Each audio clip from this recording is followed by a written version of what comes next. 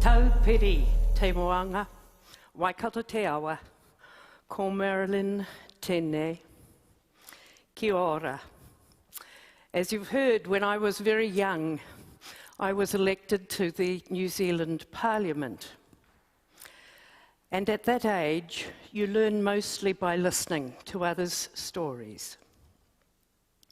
I remember a woman who'd been injured in a farm accident, and it was coming up to shearing time on the farm.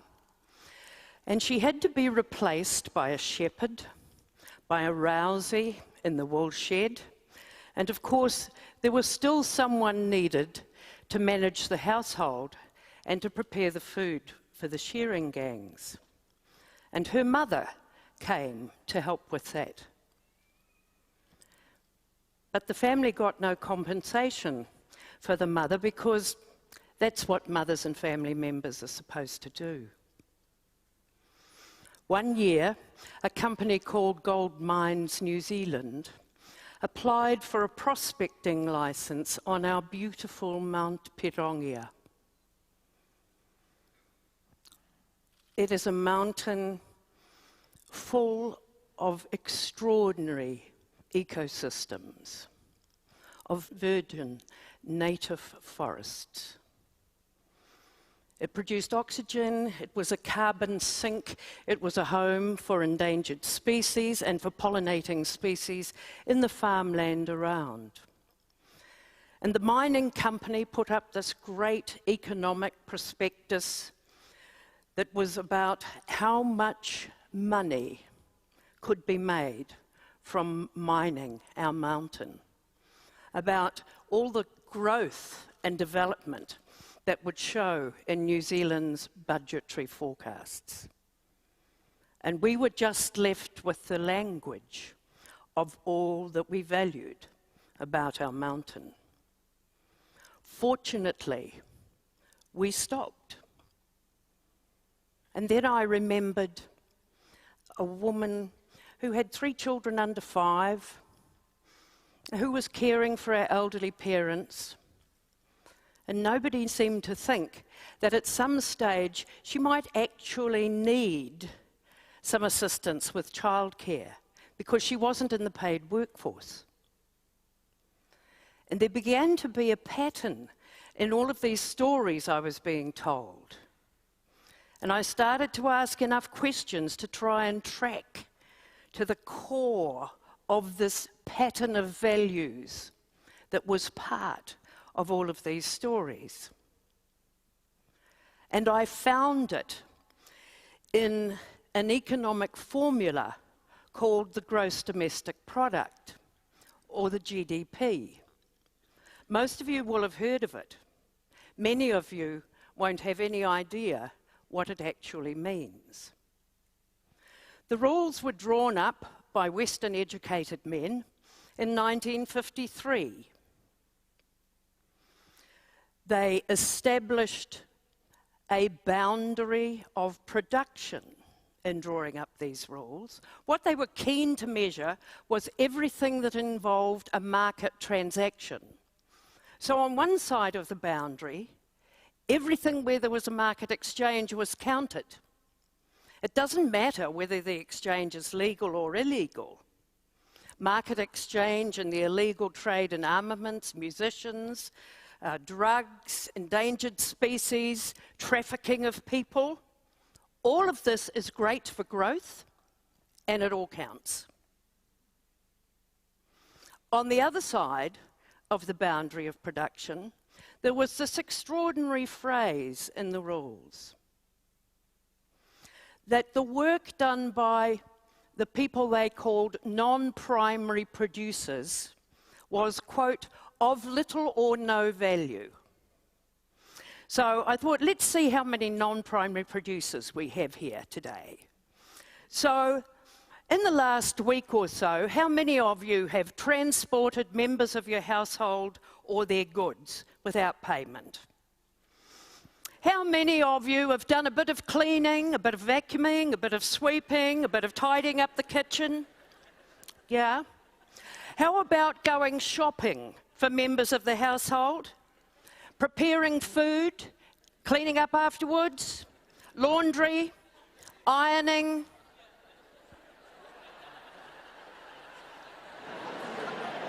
Well, as far as economics is concerned, you were at leisure.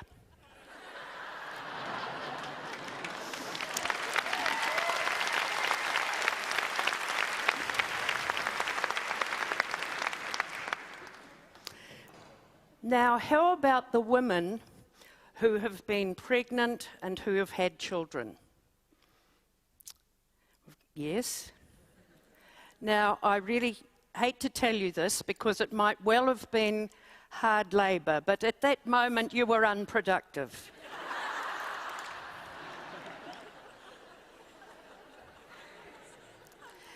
And some of you may have breastfed your infant. Now, in the New Zealand national accounts, that's what the figures are called. That's where we get the GDP. In the New Zealand national accounts, the milk of buffalo, goats, sheep and cows is of value, but not human breast milk. It is the very best food on the planet. It is the very best investment that we can make in the future health and education of that child. It doesn't count at all. All of those activities are on the wrong side of the production boundary. And something that's very important to know about this accounting framework, they call it accounts, but there's no debit side. We just keep market exchanges going and it's all good for growth. We're in Christchurch, where people have lived through a devastating natural disaster and recovered. And ever since that time, New Zealand has been told, our growth figures are great because we're rebuilding Christchurch.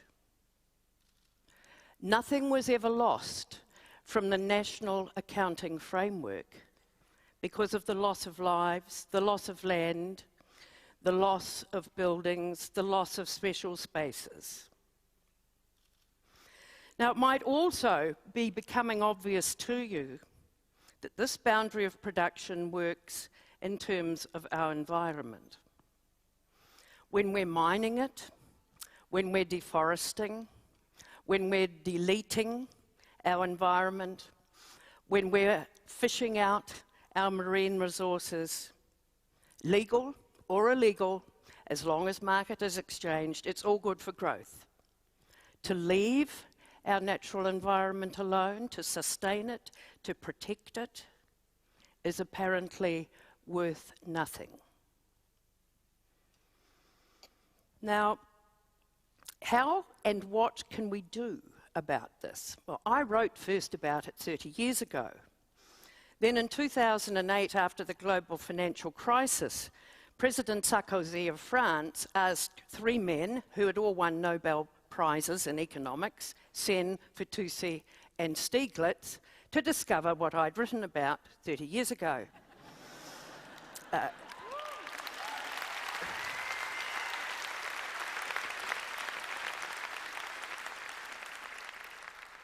Relying on per capita GDP, relying on these growth figures, they said, doesn't appear to be the best way to proceed to make public policy. And I totally agree with them.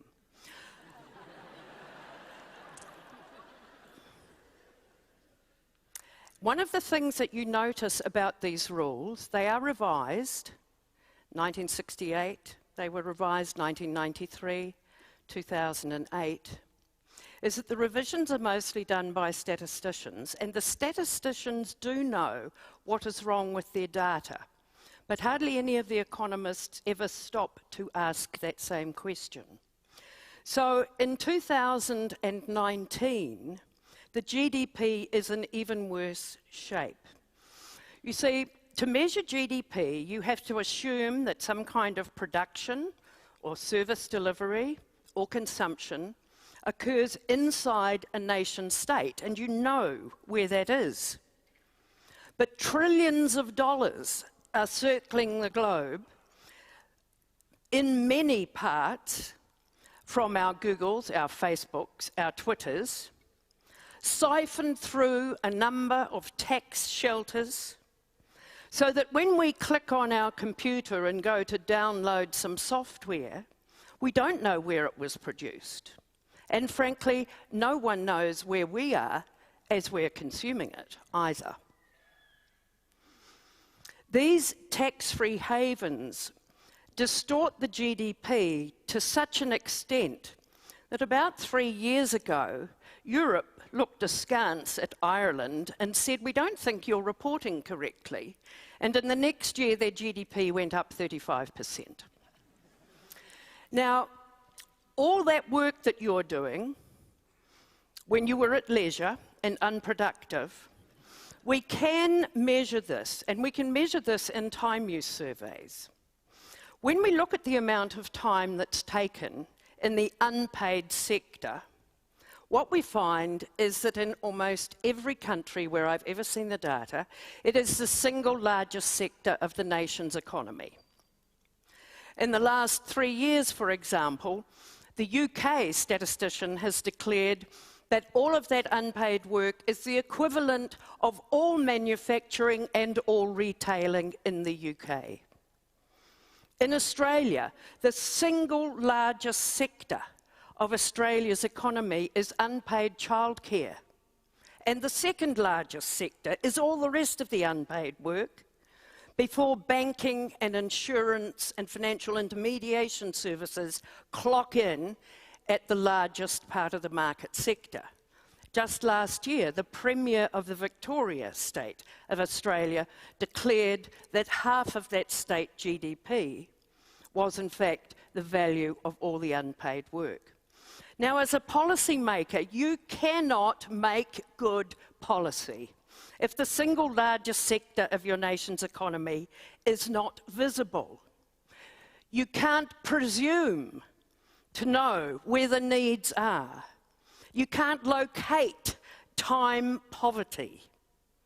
You can't address the most critical issues of need. So what can go in the place of GDP? Well, GDP has got many other problems, okay? We don't behave in a way that assists GDP. Large numbers of people around the planet are now using household assets, their cars, their homes themselves, for Uber, for Airbnb. And no, we're not supposed to use assets from the unpaid sector to make money in the market sector. This is confusing and very difficult to measure. So economists don't want to know what's wrong with their most important GDP.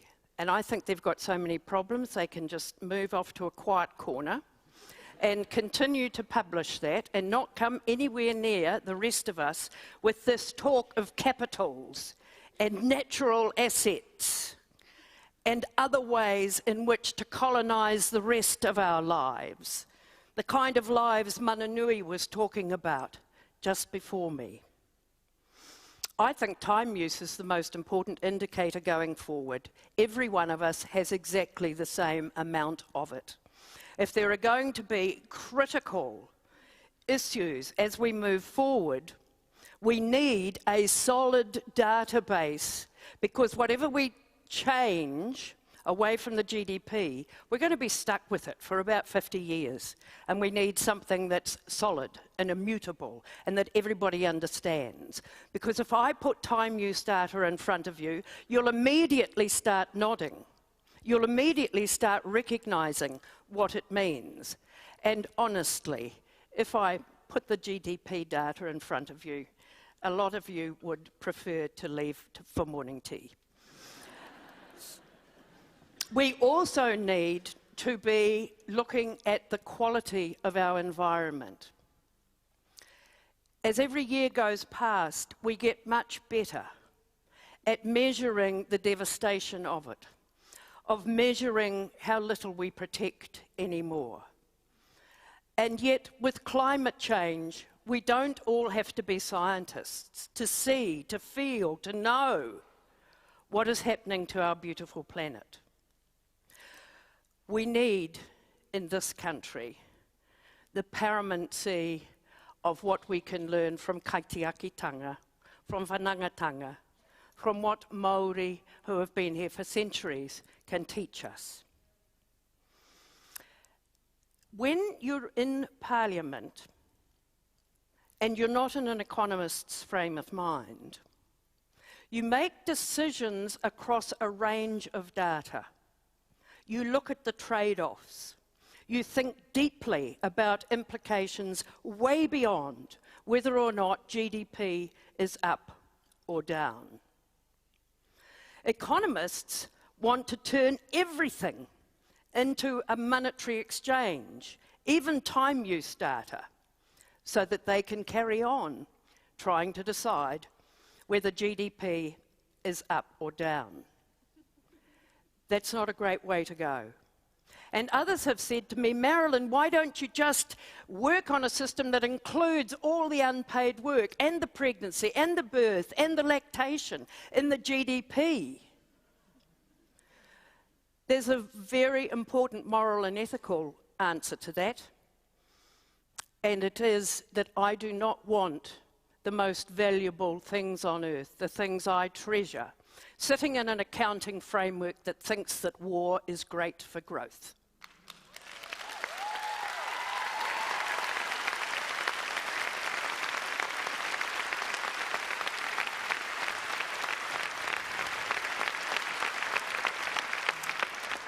So from now on, whenever you listen to the news, you're not going to go blank when they say GDP. You're going to think, I know what they're talking about and it's not good. I know that there are alternatives, and I'm going to spend my time correcting people, talking to them about this value base, and talking to them about what the alternatives can be, because humankind and our planet need another way. Thank you.